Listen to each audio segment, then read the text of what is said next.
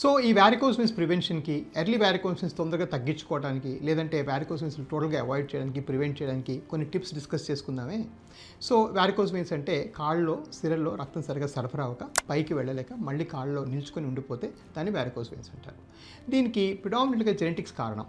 అంటే మనకి జెనెటికల్లీ కొంత టెండెన్సీ ఉంటుంది ఫ్యామిలీస్లో, లేకపోతే కొన్ని ఫాదర్ సన్కి లేదా మదర్ సన్కి అట్లాగా జెనెటిక్గా సంక్రమిస్తుంది అధికంగా. సో దాన్ని అంటే మన జనువుల్ని పెద్దగా మార్చలేం.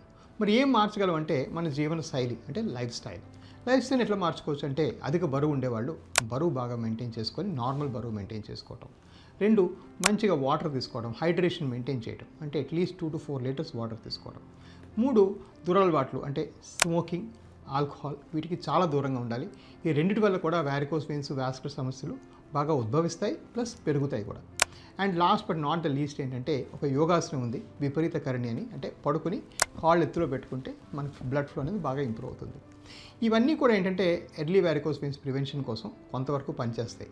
కానీ మీకు బాగా ముదిరిపోయి కాళ్ళు బాగా నల్లలు ఉబ్బిపోయి కాళ్ళు బాగా నల్లగా అయిపోతే మీకు డెఫినెట్గా ఒక వాస్కులర్ కన్సల్టేషన్కి అవసరం. మంచి వాస్కులర్ హాస్పిటల్స్ ఏం చేస్తారంటే మీకు స్కానింగ్ చేసి మీకున్న డయామీటర్స్ కొలుసుకొని బ్లడ్ పైకి వెళ్తుందా కిందకి వెళ్తుందా అని ఫ్లో డిటర్మిన్ చేసి మీకు అవసరమైన ప్రొసీజర్స్ చేస్తారు. సో గుడ్ హాస్పిటల్స్లో మీకు ఈ స్కానింగ్ ఫెసిలిటీ అంతా ఎండ్ టు ఎండ్ ఉండాలి. ఎవిస్ హాస్పిటల్స్ కూడా ఈ ఫెసిలిటీస్ అన్నీ లభ్యంగా ఉన్నాయి.